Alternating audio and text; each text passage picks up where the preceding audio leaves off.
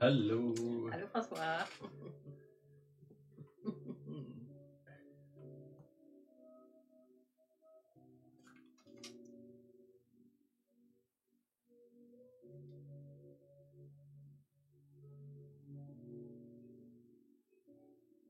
Martin Morin. Allô, Bonsoir, Karine. Karine. Bonsoir à vous deux.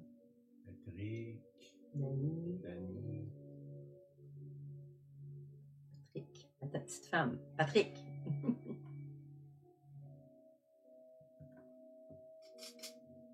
Allô, Liane. Yann. Wow. Bonsoir, Yann.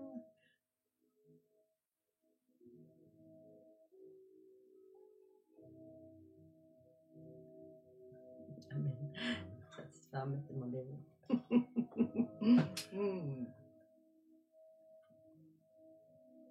Suzanne et Pierre. Allô, Suzanne et Pierre.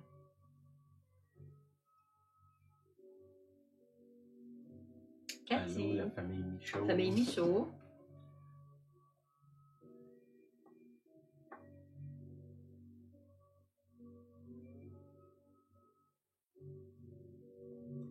Allô, Marjolaine et Richard.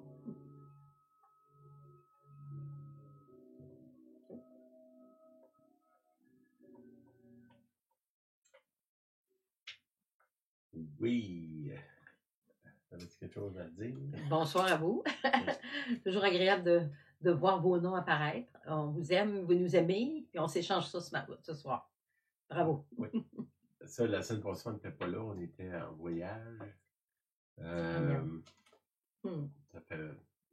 fait du bien. Hein? Oui. On était beaucoup occupés les dernières semaines. Là. Pas mal de réunions, beaucoup de visites aussi. Fatigué. Plein de choses qui s'organisent aussi pour les prochaines semaines, les prochains mois. Là. Que, merci Seigneur pour ça. Il est bon. Amen. Il s'occupe de nous. Il prend soin de nous. Durant justement nos vacances, on a continué notre recherche spirituelle. Là. On ne peut pas s'en sortir. Je pense que ça fait à partir du moment où on s'est converti qu'on a été des gens qui cherchaient Dieu, cherchaient à le connaître, salut Yvon. Pas le comprendre parce que ça n'arrivera pas, là, mais à le connaître, puis à le recevoir, puis à l'aimer. Ça continue. Ça fait que je remercie Seigneur pour ça. Puis à partir des choses qu'on a lues, on a écoutées, ça nous a parlé. Dans le fond, je pense qu'on a une vie, nous autres, qui est hors du commun, là, de notre marche avec Dieu, notre relation avec le Seigneur. Puis, dans le fond, on se demande tout le temps, pourquoi nous autres? Y a-t-il quelque chose de spécial? Puis, comme beaucoup de monde, les gens, ils cherchent une recette. Hein, c'est quoi ta recette? Bon, il n'y a pas de recette en relation. Hein. La relation avec une personne, tu peux pas la reproduire avec un autre. Puis c'est la même chose avec Dieu. Ma relation avec Dieu, elle ne peut pas se reproduire. La relation à Julienne ne peut pas se reproduire. La vôtre non plus. On est unique. Puis Dieu, quand il nous approche comme des êtres uniques. Mais il y a quand même des choses on pourrait dire des grandes lignes là, qu'on peut tracer. Puis l'autre chose, les questionnements qu'on a, si vous nous suivez depuis un bout, là, vous avez remarqué là, que on questionne beaucoup l'état de l'Église actuellement. Pas juste pour dire critiquer, là, mais pour dire, Seigneur, on sent qu'il y a des changements qui approchent, on sent qu'il y a des choses qu'on fait là que je sais pas, dans pas longtemps, j'ai envie de dire, vont disparaître, on va passer à d'autres choses. Puis là, on cherche, c'est où est-ce qu'on s'en va, Seigneur? Qu'est-ce qu'on fait? À quel moment on doit bouger? Tout ce questionnement-là est là beaucoup, en tout cas pour moi, là, dans ma vie au quotidien. Là. C'est ça, c'est ma recherche. Là. Puis, c'est ça, on a trouvé des pistes, là, si on peut peut-être explorer ça ensemble. C'est du bagage assez lourd, puis en même temps, dans le fond, pour moi, c'est comme si ça l'a mis des mots à des choses que j'ai expérimentées. Ma vie, des fois, on vit des choses, puis on ne sait pas pourquoi, on ne comprend pas nécessairement. Puis je pense ceux qui m'ont déjà entendu parler, ils savent, souvent, je vais dire, ben, même si je ne comprends pas Julienne, ça ne m'empêche pas de l'aimer. Hein. Puis, c'est que, salut Denis. Denis, Nathalie, allô? Fait que, avec le Seigneur, c'est la même chose. Puis, avec ma vie, c'est la même chose. Tu peux pas marcher avec Dieu avec ton cerveau. Hein. Parce que Dieu, souvent, va te demander de faire des choses qui n'ont aucun sens, qui étaient hostiles à ta pensée même. Puis, si tu n'es pas capable de passer par-dessus ça, tu ne peux pas expérimenter Dieu dans ton quotidien, les miracles, la provision surnaturelle de Dieu. Tu n'as pas accès à ça parce que tu penses trop, on pourrait dire. Puis, dans le fond, la relation avec Dieu, c'est avec le cœur. Puis, c'est à partir de ça un peu, je vais essayer de voir, d'explorer avec vous autres, si c'est possible. Aujourd'hui, je veux parler de grandir devant Dieu. Là. Dans le fond, le Seigneur désire Jésus. Excusez. Il désire qu'on soit pleinement adulte. Hein. À un moment donné, j'avais fait une conférence d'hommes. Si vous fouillez dans Internet, peut-être vous la trouvez. Là. Puis, mon premier message, c'était sur l'homme-enfant. Hein. Pas dans le sens biblique d'enfant, mais dans le sens plutôt péjoratif de dire, ben, un homme qui n'a pas grandi. Bon. Puis, Dieu, le Seigneur désire qu'on soit pleinement adulte. Ça veut dire, c'est quoi un adulte? Normalement, un adulte, c'est quelqu'un qui est capable de se reproduire, puis qui est capable de s'occuper de sa progéniture. Prendre soin, qui est fiable, sur qui on peut s'appuyer, se reposer. Quelqu'un qui, quand il donne sa parole, ça veut dire quelque chose pour lui. Quand il s'engage dans quelque chose, il s'engage, il reculera pas parce qu'il y a une difficulté ou quelque chose. C'est que ça, c'est, on pourrait dire, ce qu'on recherche dans l'adulte. La même chose pour les femmes. Là. Il y a quelque chose qu'on recherche d'être fiable, de la fidélité, la constance,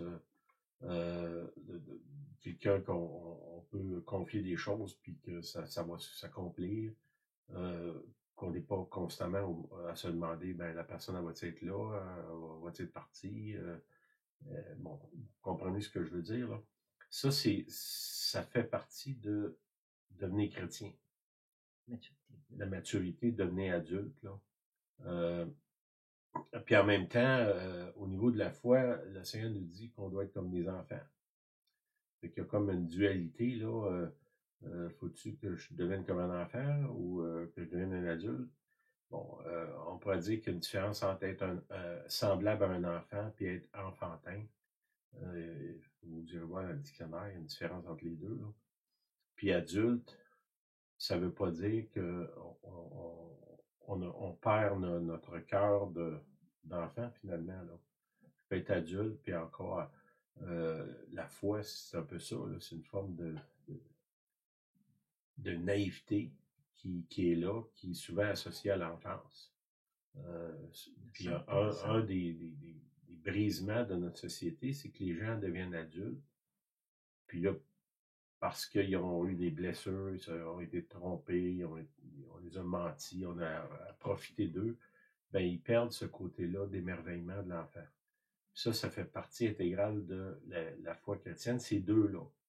Là, aujourd'hui, je veux parler plus sur mon verset de base, c'est dans Luc 2,52. Jésus croissait en sagesse, en stature et en grâce devant Dieu et devant les hommes. Aujourd'hui, je vais parler plus devant Dieu. Là. Comme je vous dis, il y a deux parce que mon cheminement de grandir devant Dieu puis grandir devant les hommes, c'est pas du tout la même chose. Puis on va voir pourquoi là, je dis ça. Aujourd'hui, je vais m'adresser vraiment à grandir devant Dieu. Là. un verset qui dit les disciples s'approchèrent de Jésus et dirent qui donc est le plus grand dans le royaume des cieux? Là, ça ressemble beaucoup à grandir devant les hommes. Hein? Quand on grandit devant les hommes, on veut être le plus grand, on veut être le plus reconnu, on veut être une star ou en tout cas avoir une réputation, tout ça. Puis là, eux, c'est dans le fond, les disciples, ils regardent le royaume avec les yeux d'un humain, puis ils disent, ben, c'est qui le plus grand dans le royaume? Dans le sang Jésus. Je n'ai pas le verset. Non. Vous irez voir dans Google, vous allez le trouver. Qui donc est le plus grand dans le royaume des cieux? Jésus, ayant appelé un petit enfant, le plaça au milieu d'eux et dit, je vous le dis en vérité, si vous ne vous convertissez pas, et le mot convertir, ça veut dire changer de bord, changer de direction. Je m'en vais vers le nord, là, je change de bord, je me convertis, je m'en vais vers le sud. Je m'en vais vers l'est, je me convertis, je m'en vais vers l'ouest. C'est vraiment un retour. Je me détourne, puis je m'en vais dans l'autre direction. Ça, il dit, je vous le dis en vérité, si vous ne vous convertissez pas, ça veut dire que vous ne changez pas de conduite. Là, ici, il s'adresse à du monde qui cherche celui qui est le plus grand, avec une définition humaine. Là. Eux, ils cherchent quelqu'un qui brille, qui est bien habillé, qui parle bien, qui a du charisme. Bon, c'est ça qu'ils cherchent. Jésus, il dit, vous devez vous convertir, changer votre façon de voir. Et si vous ne devenez pas comme des petits-enfants, vous n'entrerez pas dans le royaume des cieux. C'est quand même une grosse déclaration, là. Parce qu'on voit que humainement, eux autres, ils cherchent ce qui tape à l'œil, on pourrait dire. Hein? Le prophète, il dit ça au père de David. Il dit les hommes cherchent ce qui frappe le regard, puis Dieu, lui, cherche dans le cœur. Mm-hmm. Puis ça, il y a quelque chose dans le cœur, on pourrait dire, d'un enfant qui n'a pas été encore complètement corrompu. Là. On sait qu'il y a un niveau de corruption dans tous les humains, là, mais quand on est jeune, très jeune, là, ce niveau-là est moins haut que quand on a vieilli.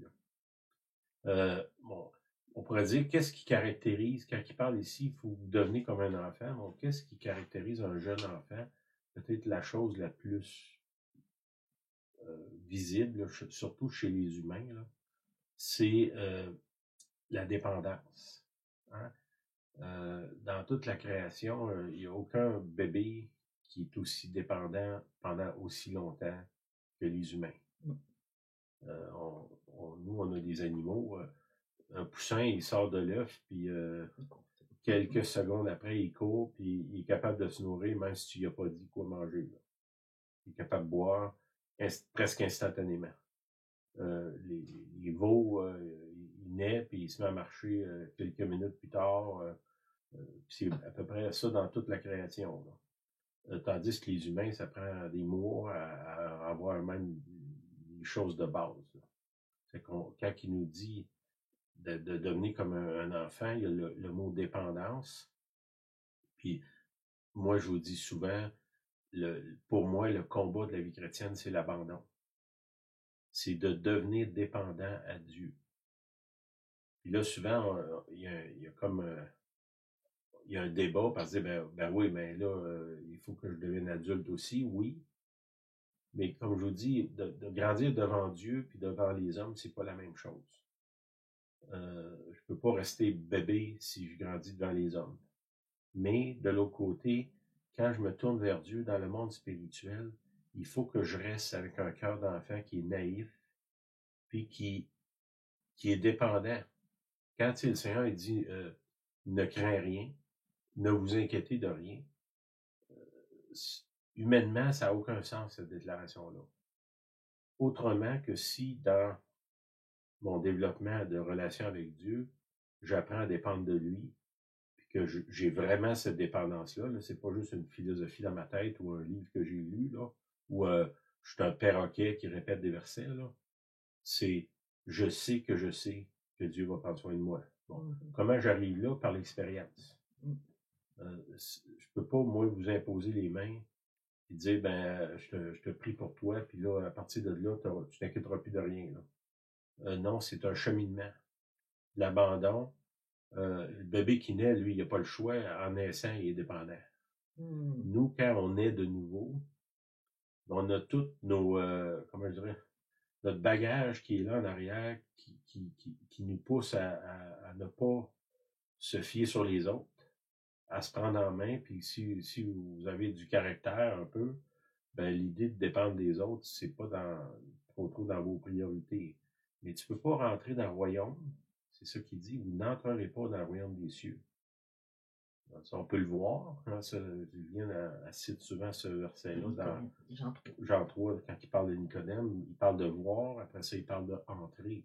Je peux voir le royaume, je peux accompagner des gens qui marchent dans le royaume, puis au travers d'eux, je vois le royaume, mais moi, je rentre pas dedans. Là. Mon témoignage, ça vous amènera pas au ciel. Vous devez avoir votre relation avec Dieu. Puis, une des déclarations que je lisais, c'est l'enfant, lui, il n'est pas dans l'illusion de l'autosuffisance. Ça, c'est important. Nous, on est beaucoup, je vais m'arranger, même quand on grandit, les enfants grandissent un peu, là, il veut attacher son soulier, puis il n'est pas capable, puis tu essaies de l'aider, puis là, il dit « je suis capable », il veut se mettre son manteau, c'est la même chose. Puis si vous avez eu plusieurs enfants comme nous, ça peut devenir une bataille juste d'habiller les enfants parce qu'ils sont capables, mais en réalité, ils ne le sont pas. Mais ça se reproduit dans l'âge adulte. Je suis capable, je vais m'arranger, puis ce que ça crée, c'est comme c'est comme une genre de schizophrénie spirituelle. Qu'est-ce que je veux dire par là? C'est que j'ai une grande partie de ma vie que je m'arrange, puis après ça, j'ai ma vie spirituelle. Le dimanche ou le samedi ou le lundi, je vais à l'église. Ou, je sais pas, moi, le soir, je lis ma Bible. Ou le matin, je me lève, je prie, je lis ma Bible. Puis le reste de la journée, c'est comme si j'ai une autre vie. Un peu deux vies. Puis ça, d'où ça vient, cette idée-là, c'est que une grande partie de ma vie, je suis capable de m'arranger. J'ai pas besoin de Dieu, puis j'ai pas besoin des autres. Beaucoup de gens à cette heure, ils vont plus à l'église. Ils sont plus dans aucun groupe parce qu'ils sont autosuffisants. En tout cas, ils ont l'illusion de l'autosuffisance. Puis une des choses que je lisais, il disait le seul être dans l'univers qui est autosuffisant, c'est Dieu. Tous les autres êtres vivants, que ce soit des plantes, des animaux, des humains, tout ce qui l'atmosphère, tout ce que dans l'univers, ça dépend de d'autres choses pour être capable de se maintenir. Hein, moi, je dépends de mes voisins cultivateurs. Vous dépendez de, je sais pas moi, les gens qui ont creusé un puits de pétrole pour faire conduire votre auto. L'Hydro-Québec, c'est pas moi qui gère ça, là, puis c'est pas moi qui fais runner les turbines. Je dépends d'eux. Puis de tous les côtés, je me tourne, je dépends. Puis on a l'illusion de l'autosuffisance, puis ce que ça fait, c'est qu'on se prive du royaume de Dieu. Il dit, vous n'entrerez pas dans le royaume des cieux si vous ne comprenez pas à quel point vous êtes dépendant de Dieu. Que ce soit au niveau financier, au niveau de la santé, au niveau de l'intellect.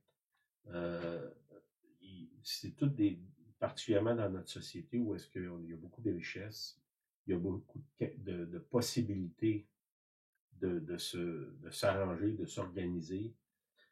Ben là, c'est presque une folie de dire qu'on va dépendre de Dieu. Parce que tout ça, ça n'a comme pas de sens. Tu sais, est-ce que j'ai vraiment besoin de Dieu? Ouais, quand ça va vraiment mal, là, je vais prier, je vais crier à Dieu. Quand ça va bien, je peux le remercier aussi. Mais j'ai pas ce sentiment-là que je dépends de Dieu. Puis ça, ben, ça me prive d'entrer dans le royaume. Dans Marc 10, 24, les disciples furent étonnés de ce que Jésus parlait ainsi. En reprenant, il leur dit, mes enfants, qu'il est difficile à ceux qui se confient dans les richesses d'entrer dans le royaume de Dieu. Bon, souvent les gens qui n'ont pas d'argent, ils vont utiliser ce verset-là comme si les gens riches n'ont pas accès au royaume de Dieu. C'est pas de ça qu'il parle ici. Il dit ceux qui se confient dans les richesses. Puis si vous regardez les patriarches de l'Ancien Testament, c'est tous des gens riches. Dieu les a choisis, puis ont marché avec Dieu. C'est pas la richesse qui m'empêche de marcher avec Dieu, pas plus que la pauvreté. Là, ce qu'il dit ici, il dit fais attention si tu es riche, parce que c'est encore plus difficile pour toi de croire que tu n'es pas autosuffisant, de croire que tu es dépendant de Dieu. Puis, des fois, c'est autant l'argent. Hi, Paul. Bonjour. See you. Love you. C'est difficile de croire qu'on est dépendant. C'est pareil aussi avec notre santé. Si vous avez une bonne santé, je suis habitué de me lever le matin, je vais travailler, je fais des grosses journées, mais tout ça, ça peut m'être enlevé dans une seconde. Les gens qui font un AVC, dans quelques secondes, ils perdent leur autonomie. D'autres, une crise de cœur, d'autres, un accident. Bon, tout ça, ça peut disparaître dans l'espace d'une seconde. Puis tout d'un coup, je me rends compte à quel point je suis dépendant. Dépendant de Dieu, mais aussi dépendant des gens qui m'entourent. Puis quand on est dans notre richesse, on pourrait dire, comme vous dites, que ce soit spirituel, que ce soit financier, physique, émotionnel, c'est facile de penser à croire, un peu comme Nebuchadnezzar là, dans l'Ancien Testament, qui est un roi, puis il se met à se vanter, ben, c'est moi qui ai construit toutes ces richesses-là, puis les palais, puis je suis le meilleur homme qui a existé. C'est un peu ça son discours. Puis, soudainement, le Seigneur il vient, puis il frappe, puis il devient comme un animal, une forme de démence, je ne sais pas. Puis ça dit qu'il était comme un animal, il mangeait l'herbe dans les champs. Jusqu'au moment où il s'est repenti pour dire, ben, c'est pas moi que ça vient tout ça, là, ça vient du grand Dieu des cieux. Bon. Attendez pas de manger de l'herbe là, pour arriver à cette conclusion-là. C'est pas une obligation. Comment on sort de là? Ben, il faut commencer à être reconnaissant, à remercier. Remercier, vous êtes en santé, remerciez Dieu. Vous êtes capable de manger, remerciez Dieu. On voyage beaucoup, nous. Moi, j'étais à des endroits où est-ce que les gens, ils ne se demandent pas comment ils vont arriver à la fin du mois, ils se demandent comment ils vont arriver à la fin de la journée. Pauvreté extrême. D'autres, c'est des gens qui sont complètement isolés, n'ont pas d'amis, il n'y a rien, personne autour d'eux. Ça peut être physiquement diminué à l'excès. Si vous avez la santé, si vous avez de l'argent, quel que soit votre état, remerciez Dieu. Vous avez la vie, remerciez Dieu. Puis ça n'est une façon de commencer à reconnaître et à briser ce cycle-là de l'autosuffisance ou l'autre mot c'était quoi j'avais Dépendance. d'indépendance on pourrait dire là. Puis pour commencer à entrer dans le royaume, parce qu'il dit si tu ne deviens pas comme un enfant, que tu es conscient que si maman et papa ils font pas à manger ou maman ne me donne pas le sein, je vais mourir là. Puis là il y a quelque chose qu'on doit se tourner vers Dieu sur ce côté-là quand il dit Jésus grandissait en sagesse devant Dieu, devant les hommes. La sagesse de Dieu, c'est de diminuer, d'arrêter de penser qu'on est si grand, si bon, si intelligent ou si capable, puis de comprendre que tout ça, quels que soient les dons que j'ai reçus, ça vient de Dieu. La vie, ça vient de lui. Il dit, avant que tu naisses, je t'avais appelé. Ça veut dire qu'avant que mes parents aient des relations, Dieu, il m'avait déjà vu. Ce qu'il faut que je reconnaisse ça. La vie que j'ai, ça vient de toi, Seigneur. Mes capacités, ça vient de toi. Les portes, les opportunités, ça vient de toi. Les choses, j'aime ce que Mme Guillon, un auteur qu'on lit, là, a dit, tout ce que, si tu as vraiment donné ta vie au Seigneur, tout ce qui t'arrive, ça vient de Dieu, sauf le péché.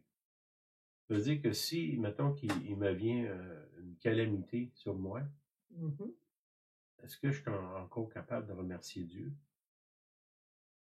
de chercher Dieu dans ça. Seigneur, t'es où dans ça? Je pense à ma vie, beaucoup de choses que j'ai senties, vues comme un malheur, une trahison, bon, beaucoup de choses comme ça. Après coup, je me suis rendu compte que ça a été des opportunités extraordinaires, justement, de me pousser à dépendre de Dieu, puis à reconnaître que j'étais pas autosuffisant. Ça, c'est vraiment important. Si on veut marcher avec Dieu, il y en a parmi vous, vous avez entendu, j'ai un témoignage de toutes sortes d'expériences surnaturelles avec Dieu, mais beaucoup de ces choses-là, Dieu m'a demandé de faire quelque chose qui n'avait aucun sens dans ma tête. Le fait que j'ai la foi, ça ne me rend pas amnésique ou pas conscient des conséquences de mes actions. Je suis parfaitement conscient que ce que Dieu me demande, ça n'a aucun sens. Mais parce que j'ai appris à m'abandonner, puis à croire que ma source, c'est lui, ben là, je suis capable de poser des gestes qui n'ont pas de sens humainement, mais qui se transforment en miracle. Pourquoi? Parce que ça vient de Dieu. Finalement, quand on dépend de lui, on croit dans lui. Le Seigneur dit, inquiète-toi pas, je vais pourvoir. C'est facile de dire ça, là. Mhm. Mais est-ce que vraiment, moi, je m'inquiète pas? Moi, je sais que l'occupation première de la majorité des chrétiens, c'est de s'inquiéter. Puis là, ben, qu'est-ce qui se passe?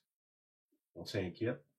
Puis quand on s'inquiète, on ne dépend pas de Dieu. Parce que là, on est obligé de trouver un moyen de sortir de la chose pour laquelle on s'inquiète. Est-ce que je veux dire par là que, ben moi, je ne travaille plus parce que Dieu va payer mon loyer à ma place? Non. Mais mettons que j'ai perdu mon emploi, puis j'ai pas de ressources, puis là, j'ai un loyer à payer, puis je commence à crier à Dieu. Dieu va répondre. Puis la réponse, il faut que j'obéisse. Tu sais, si Dieu me dit, ben, je sais pas, moi, j'ai perdu mon emploi. Dans mon cas, je donne un exemple. Moi, je suis un homme de Dieu. Hein, je ne fais pas n'importe quoi. Là, je crie à Dieu, j'ai besoin d'argent, Seigneur. Puis le Seigneur dit, ben, il y a quelqu'un qui m'appelle. Ben là, les toilettes sont bouchées chez nous. Il faudrait que tu viennes déboucher ça. Oh, ben, moi, si tu penses que je vais faire ça. Si j'ai prié, il y a une réponse qui est venue. C'est peut-être pas la réponse que j'attendais. Est-ce que je vais répondre à ça? Ou dire, non, non, moi, je reçois juste des chèques. Je ne reçois pas d'ordre de personne. Puis je ne vais pas travailler à des places qui sont sales, puis je ne fais pas des jobs que j'aime pas. Ça n'a rien à faire. Est-ce que le Seigneur dit, est-ce que tu me fais confiance? On va travailler à tel endroit. Ouais, mais là, c'est... Je pourrais peut-être ajouter une petite chose. Ce qui voudrait dire ce que Sylvain vient de dire, si j'ai prié, effectivement, j'ai prié l'emploi, l'exemple qu'il vient de donner. S'il se propose quelque chose qui ne me plaît pas, et si c'était un test de Dieu pour sonder mon cœur afin d'en venir à changer, à être transformé au plus profond de moi-même, recevoir ce que Dieu m'envoie, parce que j'ai prié, c'est ça la foi. Pas ce que je veux, mais ta volonté et non la mienne. Ouais. Ça Ça n'est une dépendance. Je prie, la réponse, puis moi, je peux vous dire, des réponses, j'ai eu toutes sortes de réponses. De l'argent qui est apparu dans mon compte de banque, des lettres de chèques qui arrivent des États-Unis, je ne sais même pas c'est qui. C'est l'argent exactement qu'on a besoin. D'autres fois, c'est du travail qui est très difficile, qui demande des heures énormes, qui demande des sacrifices, du travail sale. Mais si ça vient par un chèque qui apparaît soudainement, c'est correct. Si ça vient par un travail sale, ou que j'aime pas, ou que je n'ai pas envie de faire, c'est la même chose. C'est la bénédiction qui vient à moi. C'est qu'il ne faut pas qu'on se pense tellement supérieur que Dieu va répondre de la façon que moi j'ai décidé. Tu sais, si je dépends de lui, je dépends de lui. C'est plus moi qui décide, c'est plus moi qui... Puis ça, ben, c'est comme un abandon progressif, là. Tu sais, je vous parle de ça, mais il faut que ça commence à quelque part. Puis là, l'idée de l'autosuffisance, surtout si vous avez des grandes capacités, c'est compliqué. Quand il dit c'est difficile à un riche de rentrer dans le royaume, pourquoi qu'il dit ça? Pas parce qu'il est contre les riches, c'est que c'est difficile de briser l'autosuffisance de quelqu'un qui a des grandes capacités ou des grandes ressources. Puis Dieu peut y arriver. Le mieux, c'est que nous-mêmes, on le fasse. Qu'on remercie. Si vous avez un bon salaire, une bonne santé, remerciez Dieu pour ça. Apprenez, reconnaissez. Seigneur, si ça ne serait pas de toi, je sais que j'aurais pas ces dons-là. J'aurais pas autant d'argent, j'aurais pas autant de richesse, d'opportunités. Je te remercie pour ça, Seigneur. Puis ça brise aussi ce que j'ai donné l'exemple de la bipolarité. Là. C'est pas dans le sens que j'ai deux vies. J'ai ma vie professionnelle, puis j'ai ma vie spirituelle. Puis beaucoup de gens, quand tu arrives à l'église le dimanche ou le samedi ou quelle que soit la journée, ben là, je suis un homme spirituel. Quand j'arrive le lundi matin au travail, ben est-ce que je suis encore le même homme spirituel qui était à l'église le samedi? Je suis charnel. Ouais, c'est ça. Puis je veux pas dire là, que Dieu s'attend qu'on soit parfait, mais essayons d'être constants quand il dit Jésus grandissait en sagesse, en stature et en grâce devant Dieu, devant les hommes. Il y avait comme un cheminement parallèle des deux. Comme je vous dis, on pourrait dire que c'est un monde, on pourrait dire que si je deviens un homme de Dieu dans le monde, je suis reconnu comme quelqu'un qui est fiable, quelqu'un que sa parole est juste, quelqu'un qui est aimable, sur qui on peut se confier. Ça, on pourrait dire, ma réputation se bâtit comme ça. Puis de l'autre côté, on pourrait dire que ça descend parce que je deviens de plus en plus dépendant. Comme si d'un côté, je deviens comme un enfant, puis de l'autre, je deviens comme un adulte. Les deux sont là. Quelqu'un qui est équilibré spirituellement, il y a les deux. Il y a la foi d'un enfant, puis en même temps, c'est un homme, une femme sur lequel les autres peuvent se confier absolument parce que cette personne est solide, puis c'est pas un virevent, là. Un virevent, ça dit tout ça? Un virevent, oui. OK. Seigneur, je te demande de nous révéler, si on est dans ça, d'avoir deux vies, que tu puisses nous aider, Seigneur. Au nom de Jésus. Amen. Révèle-nous, puis aide-nous à sortir de là, puis donne-nous une stratégie. Puis si on a énormément de talent, de richesse, de capacité, Seigneur, tu dis que c'est difficile, ben on a encore plus besoin de toi pour apprendre à dépendre. On veut grandir spirituellement, Seigneur. On ne veut pas juste être riche. On veut être riche en esprit, puis en vérité, et dans le royaume. OK, dans Jean 5,30, Jésus, c'est pas n'importe qui, là. C'est le Fils de Dieu. Lui, il dit, je ne puis rien faire de moi-même. Quand même. Jésus. Selon que j'entends, je juge, et mon jugement est juste, parce que je ne cherche pas ma volonté. Il y a une clé ici, là. Je cherche pas ma volonté. Vous voulez maturer spirituellement, il faut que vous appreniez à arrêter de prier votre volonté. C'est que ta volonté soit faite. Comme je vous dis, je donne l'exemple, je prie pour un travail, ben si l'offre qui m'est venue, c'est pas exactement ce que je cherche, je vais le prendre. C'est pas ça que je veux faire, là, mais bon, c'est ça qui vient, c'est correct, Seigneur. Puis, dans mon cas, ça m'est arrivé que Dieu m'a emmené à des endroits, puis ça m'a permis de témoigner, de prier avec quelqu'un. Puis, je me suis rendu compte après que, dans le fond, Dieu m'amenait là pour un autre but que le travail lui-même. Le travail n'était pas attirant, c'était difficile, mais j'avais quelqu'un à voir là ou quelque chose à apprendre. Puis, dans l'ensemble, j'ai grandi, là. Mais, mon idée de départ, c'était, ouais, ce job-là, je ne le prendrais pas, là. Mais c'est ça qui vient, tu pries, c'est ça. Là, pour arriver, ben moi, tu sais, d'être tatillon, si vous êtes trop tatillon, arrêtez de prier, là. Vous ne priez pas Dieu, là, vous essayez de le manipuler. Dieu, il ne se laisse pas manipuler facilement, là. Ça va amener une frustration de votre part. Mm. Puis l'abandon, le mot abandon, ça veut dire abandon. Je m'abandonne dans les mains de Dieu. Puis j'y fais confiance, quelle que soit ma situation. Puis quand Dieu répond pas, c'est une réponse. Beaucoup de choses pour lesquelles on prie, c'est même pas dans le radar de Dieu. Et qu'il ne répondra pas à ça, c'est même pas dans son plan. Là, on est frustré, puis là, on prie, puis on jeûne, puis on demande à d'autres de prier. Apprenez à prier, Seigneur, je vais être franc, là. Seigneur, tu sais à quel point je suis lent dans ma tête, là, pour pas dire un imbécile, là. Seigneur, je ne sais pas ce qui est bon pour moi. Je pense que je le sais, là, mais la vérité, c'est que je ne le sais pas. Seigneur, c'est ce que toi, tu as pour moi que je veux. Même si ça ne fait pas mon affaire, je sais qu'à la fin, tes choix sont toujours meilleurs que les miens. Ça naît de l'abandon.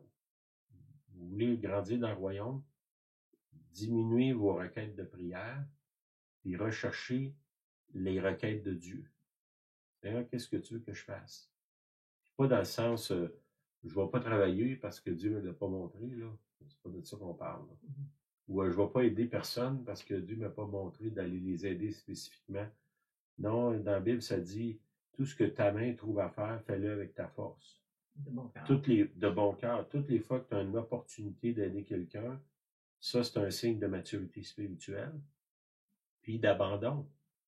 J'abandonne mon plan pour aller aider le plan d'un autre. Ça, nous autres, on vit ça au quotidien. Mais c'est là qu'on voit la bénédiction de Dieu. Pourquoi on ne cherche pas notre volonté? Je ne cherche pas ma volonté. C'est Jésus qui dit ça. Quand même, la volonté de Jésus, c'était pas de faire des choses tordues, là, quand même. Puis malgré ça, lui, il dit, je fais rien de moi-même, puis je cherche pas ma volonté. Je cherche la volonté de celui qui m'a envoyé. Ça devrait être peut-être de bâtir une prière autour de ça. Seigneur, je reconnais que je peux rien faire de moi-même. Permets-moi d'entendre, de juger, justement. Puis Seigneur, que je ne cherche pas ma volonté, mais que je cherche ta volonté. C'est une belle prière, ça. Jean 5, 30. Jean 15, 5. Je suis le cep. Ça, c'est Jésus, quand il dit ça, il parle d'une vigne, le tronc, on pourrait dire, sur lequel on vient greffer les serments, qui sont les greffes. Celui qui demeure en moi et en qui je demeure porte beaucoup de fruits, car sans moi, vous ne pouvez rien faire. Ça, c'est Jésus qui dit ça. Est-ce qu'on parle de dépendance ici? Sans moi, vous ne pouvez rien faire. Ça ressemble à de la dépendance pas mal, ça. Spirituellement, si je veux grandir, tu sais, en anglais, ils disent « the way up is down ». Là. Si tu veux grandir, il faut que tu t'abaisses. C'est le même dans le royaume. Arrête de prier ta volonté. Arrête de chercher ton intérêt. Arrête d'essayer de t'enrichir. Arrête d'essayer de prendre aux autres. De prendre avantage des autres. Arrête ça. Parce que tu dépends de Dieu. Et Dieu a des ressources illimitées pour toi. Donc là, qu'est-ce que ça fait? C'est que je suis capable d'approcher les autres avec un regard différent pour, dans le fond, les aider. Puis même s'il n'y a aucun avantage pour moi, il y a un passage, je pensais aujourd'hui, ça dit, Jésus, il dit, si tu donnes un verre d'eau à quelqu'un, c'est comme à moi que tu le donnes.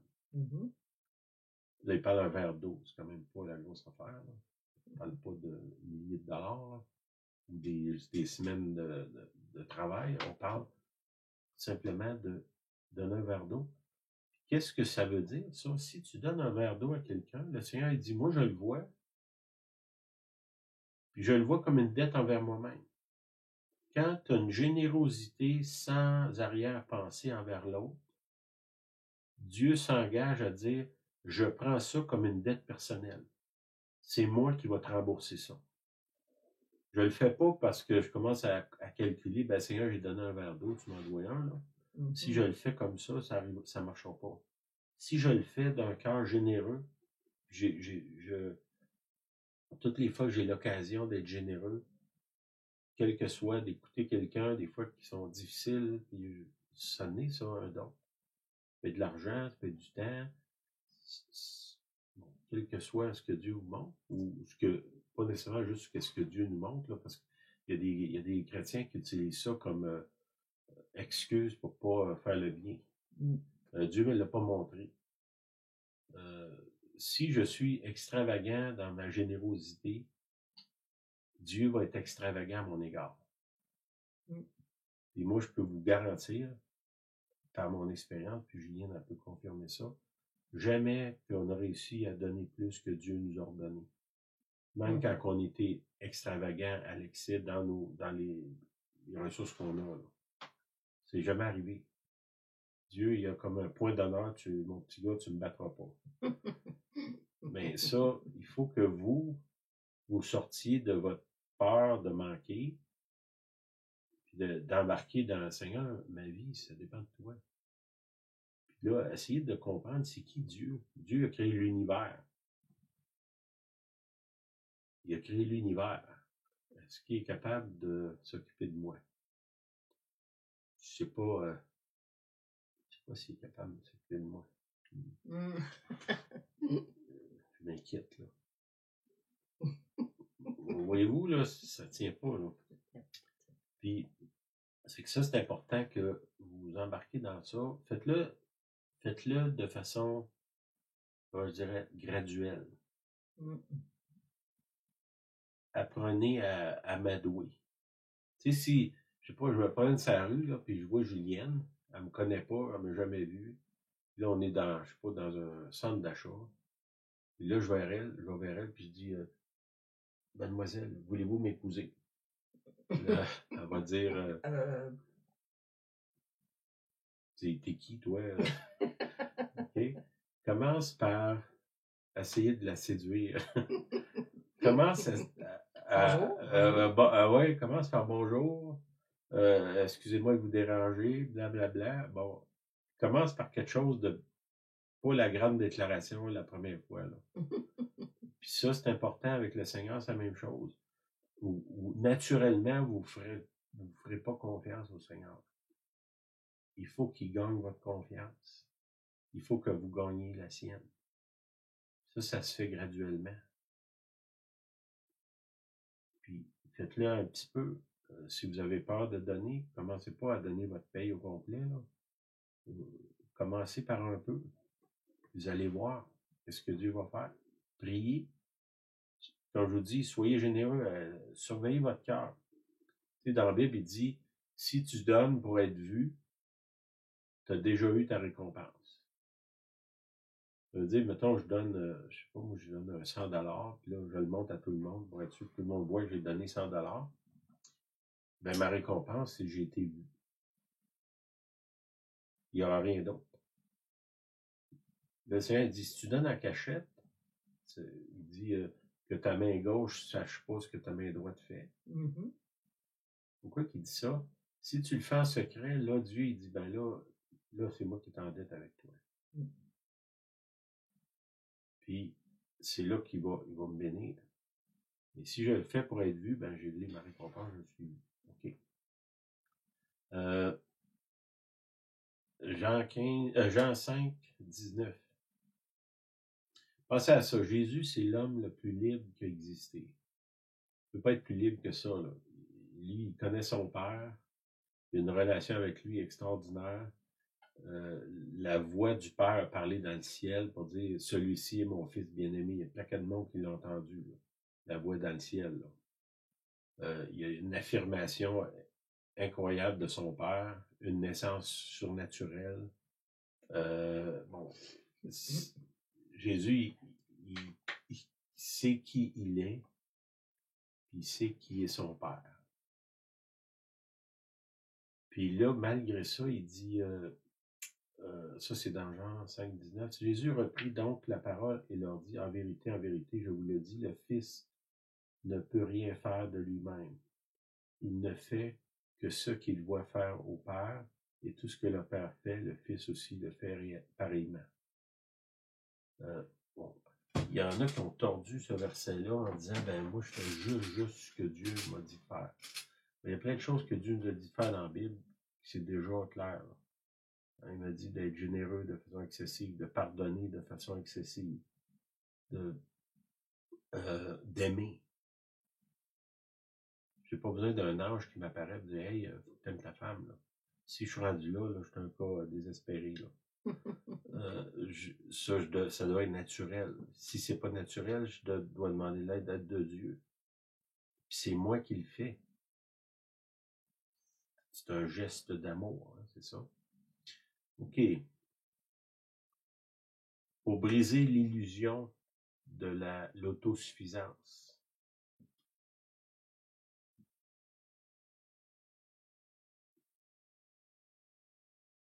On doit commencer à demander de l'aide avant que ça ne soit imposé. Okay? Qu'est-ce que je veux dire par là? Je ne suis pas obligé de faire faillite pour me rendre compte que je dépends de Dieu. Quand ça va bien, mes choses, je peux remercier Dieu, être généreux. Vous faites de l'argent à un certain niveau, ben soyez généreux avec vos capacités. Dans la Bible, il parle de donner 10%. Quel que soit ton salaire, tu peux donner 10%, puis ça ne te mettra pas dans la rue. C'est pas vrai, parce qu'il y a plein de gens qui ont très peu d'argent, puis ils fument, puis ils ont des cellulaires, puis ils ont des grosses TV. Ils donnent bien plus que 10% de leur revenu dans ces affaires-là. Fait que dire que j'ai pas d'argent pour donner 10% à Dieu, c'est un mensonge. Puis qu'est-ce que ça fait? C'est que dans le fond, tu sais, dans le Nouveau Testament, ça dit donne tout. Mais c'est un peu trop une grosse bouchée d'un coup, ça, là. Commence avec des petits montants, là. Puis à un moment donné, tu vas te rendre compte que même si Dieu te dit donne ta paye au complet, ça te dérange plus. Ça m'arrivait à une couple de reprises au moins où j'étais à une place que j'étais vraiment pris, là, à l'extérieur. J'avais pas de carte de crédit, j'avais rien. Et Dieu me dit donne tout l'argent que tu as. À 2 reprises, que je me souviens très bien, puis probablement plus que ça. Puis dans l'heure que suivit, Dieu m'a donné plus que ce que je venais de donner. Puis, mais ça, c'est mon expérience. Ben, pourquoi je ne m'inquiète pas? J'ai une expérience avec Dieu. J'aimerais ça dire, ben, je peux imposer les mains pour que vous arrêtez de vous inquiéter. Non. Il faut que vous commencez à briser ce cycle-là, puis de demander de l'aide à Dieu. Il faut que vous le faites. Moi, je ne peux pas le faire à votre place. Je peux vous témoigner de ce que moi, mon expérience. Je sais que si on est généreux, Dieu, il devient extravagant avec nous. Donc, quand je parle d'être généreux, bon, la première place que je dois être généreux, c'est ma femme, mes enfants, là. Je ne prends pas le pain des enfants pour le donner aux voisins, là. Mes enfants doivent me reconnaître que je suis quelqu'un d'extrêmement généreux. Puis ça, c'est quelque chose d'important. Ouais, c'est ça, mon œil t'a vu. C'est ça, c'est ça. Je m'avais entendu parler, je l'avais lu dans un livre, mais là, je l'ai vécu, je le sais.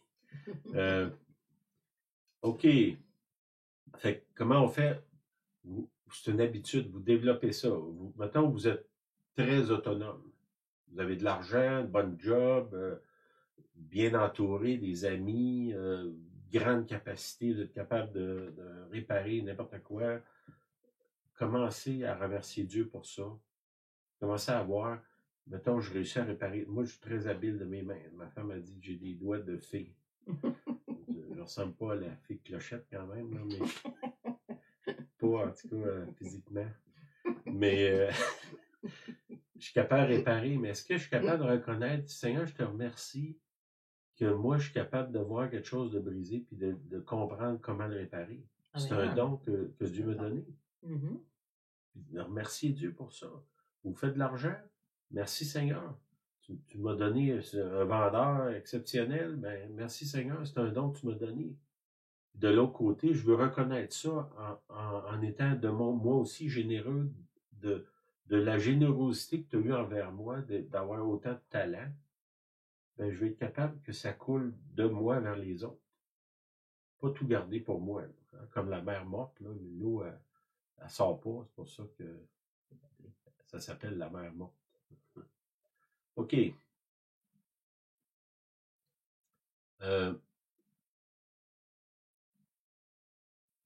La parole, c'est pour briser l'illusion, s'habituer à demander de l'aide avant que ça nous soit imposé.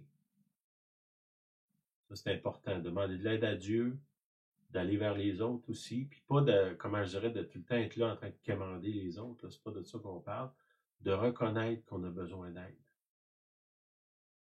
Puis ça, c'est, en tout cas pour moi, Julien elle peut confirmer, c'est pas quelque chose qui est facile à vivre. Demander de l'aide. On dirait avec le Seigneur, j'ai pas de problème. Avec les humains, c'est compliqué. Madame ici, elle confirme ça. Regarde la petite fille en arrière de moi là, qui se balance au-dessus des buildings. J'ai aimé cette image-là. C'est un peu comme si elle disait, ben lance-toi. Fais-moi confiance. Les chaînes ne sont pas attachées avec de la petite corde mince. Là. Tu tomberas pas. Fais-moi confiance. Abandonne-toi. C'est ça que le Seigneur. L'autre chose, l'autosuffisance est brisée quand on entre profondément dans une communauté. C'est pas pour rien que le Seigneur dit « Abandonnez pas votre assemblée ».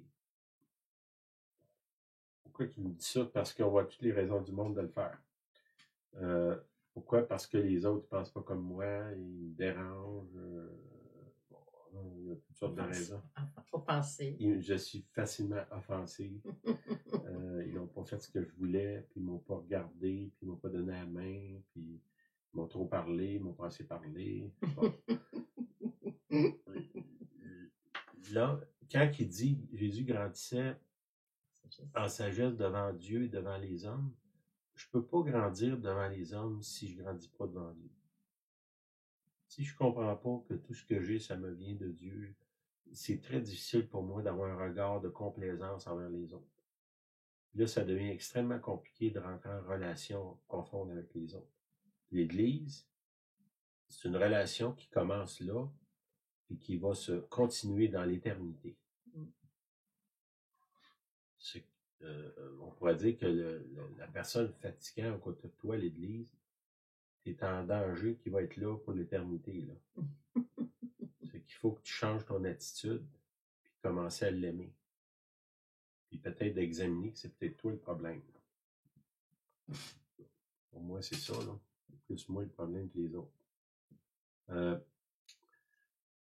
Quand on est entouré d'humains, on découvre notre pauvreté et nos besoins. J'ai beau dire je suis très autonome, puis j'ai de l'argent, puis je suis indépendant.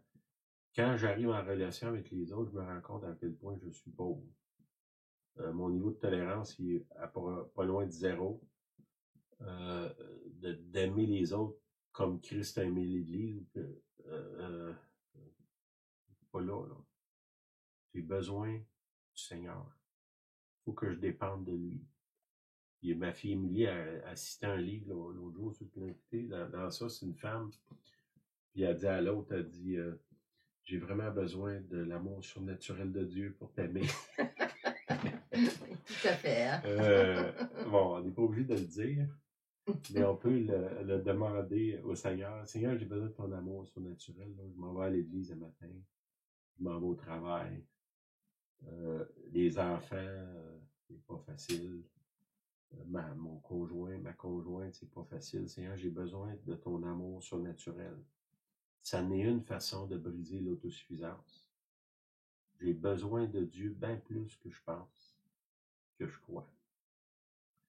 Dans l'Apocalypse 3,17, parce que tu dis, je suis riche, je me suis enrichi, je n'ai besoin de rien, parce que tu ne sais pas que tu es malheureux, misérable, pauvre, aveugle et nu. Hein? C'est quand même... c'est Jésus qui dit ça. C'est pas moi, là. Reconnais ta misère, tourne-toi vers lui. La vraie richesse, notre vraie richesse, c'est de connaître Dieu. Parce qu'en lui, il y a tout. Tout ce que j'ai besoin pour réussir ma vie est en Jésus-Christ. C'est que si je m'accroche à lui, je développe ma vie spirituelle, j'apprends à dépendre de lui, de le consulter, pas juste après que je me suis mis les pieds dans les plats ou dans les problèmes extrêmes. Apprenez à le consulter avant. Seigneur, j'ai cette idée-là, est-ce que ça vient de toi? Est-ce que c'est une bonne chose? Est-ce que je devrais faire ça? Est-ce que je devrais investir dans telle chose? Est-ce que je devrais aller avec telle personne? Est-ce que je devrais aller à tel endroit? Est-ce que je dois continuer à faire ce que je fais là? Est-ce que tu veux que je reste, mettons, je vais à l'église, là, puis c'est très difficile, là, les relations, c'est compliqué, puis Seigneur, moi je m'en irais, mais toi, est-ce que tu veux que je reste là? Puis là, ça revient au Notre Père, que ta volonté soit faite, pas la mienne. Puis Jésus même qui dit ça, il dit à plusieurs reprises. Pourquoi qu'il dit ça? C'est un modèle pour nous autres, là. Galates 5,15. Mais si vous vous mordez, vous dévorez les uns les autres, prenez garde que vous ne soyez détruits les uns par les autres. Est-ce qu'on est en train de construire quelque chose ou on est en train de détruire quelque chose? Bonne question. Hein? Les apôtres rendaient avec, ça c'est Acte 5,33. Les apôtres rendaient avec beaucoup de force témoignage de la résurrection du Seigneur, Jésus. Et une grande grâce reposait sur eux. Cette grande grâce-là, la grâce, la définition de grâce, c'est une faveur que tu ne mérites pas. La grande grâce, c'est une faveur que tu mérites encore moins. Surnaturel, ouais. Tu sais, quand tu as besoin de la grande grâce, là, t'es mal pris. Ça va pas bien. Ça dit une grande grâce reposait sur eux. Cette grâce-là est surnaturelle. Tu la mérites pas, tu la mériteras jamais. Puis là, il faut apprendre à s'abandonner. Pas essayer de la gagner, simplement la saisir. Parce que le Seigneur veut nous la donner. Puis cette grâce-là est efficace. Elle transforme nos vies. Puis elle va transformer nos relations avec les autres. Puis on doit nous, je vais finir avec ça, puis là, on doit nous reconnaître notre dépendance. Hein? Bon, là, j'ai donné le verset, Jésus grandissait devant Dieu, devant les hommes. Aujourd'hui, on a parlé devant Dieu. Dans le fond, si je veux grandir devant Dieu, il faut que moi, je meure à moi-même pour que la vie du Christ naisse en moi. L'onction du Saint-Esprit se développe. Puis que là, je devienne un homme mature. On va voir c'est quoi un homme mature la semaine prochaine, normalement, là, si tout va bien. On va voir ça.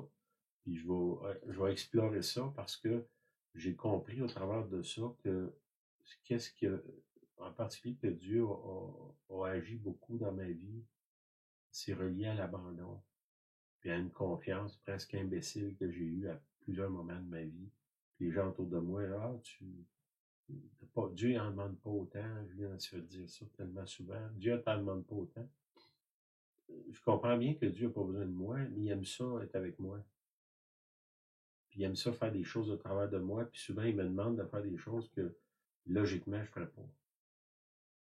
Puis étrangement, c'est ça qui fait mon témoignage. Moi, je suis un petit peu comme la petite fille là en arrière. Là. J'aime ça me balancer dans le vide. Puis de m'amuser. Là. Puis le Seigneur, il sait, mais ça a pris du temps avant qu'on arrive là, de s'abandonner. C'est Dieu dit, donne tout ton argent à un tel. Ouais, mais Seigneur, il gagne plus que moi. Il a plus d'argent que moi, pourquoi je lui donnerais ça? Je ne t'ai pas demandé de faire son rapport d'impôt, je t'ai demandé de lui donner de l'argent. Vas-tu m'obéir? Vas-tu me faire confiance? Puis là, la réponse est là. Souvent, on commence à raisonner, puis la confiance se perd. J'ai pas besoin d'une raison pour aimer Julienne. Il faut juste que je le fasse. Tu sais, je peux pas dire à Julienne, donne-moi une raison de t'aimer. Non, c'est pas comme comme ça que ça marche. Je t'aime, point. Mais le Seigneur, c'est pareil. OK. Je finis. Nous devons reconnaître notre dépendance. Comme je vous dis, plus que vous avez de ressources, de capacités, plus que c'est compliqué à faire. Ça veut dire que ça doit être une démarche. Vous doit commencer à pousser dans l'autre direction. Faites retour. Soyez convertis si vous voulez voir le royaume. Convertis quoi? Dans ma façon de voir. Il faut que je vois comme un enfant qui est dépendant. Je le reconnais. Amen. Amen, amen, amen. Ben, t'avais-tu quelque chose à rajouter? Tout à partir du message, évidemment, de ce soir, là. Peut-être que moi, je suis un professeur, alors on fera un exercice. Je pensais à un exercice qu'on pourrait faire.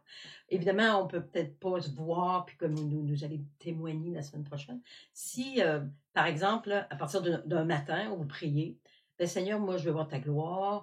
Je veux que ce processus-là de dépendance vienne efficace dans ma vie. Qu'est-ce que je pourrais faire? Et si on se donnait comme un exercice que, Seigneur, tout ce qui va m'arriver aujourd'hui vient de toi. Tout ce qui m'arrive, un téléphone, une visite, quelconque chose, tout ce qui m'arrive vient de toi parce que c'est un test. Puis dans ce test-là, mais Seigneur, tu vas me faire grandir. Il y a des choses qui doivent changer à l'intérieur. Donc, ce serait comme un exercice à faire cette semaine. Probablement, vous allez être surpris de qui vous allez aborder. Qu'est-ce qui peut vous arriver, inattendu, bon ou pas bon, là.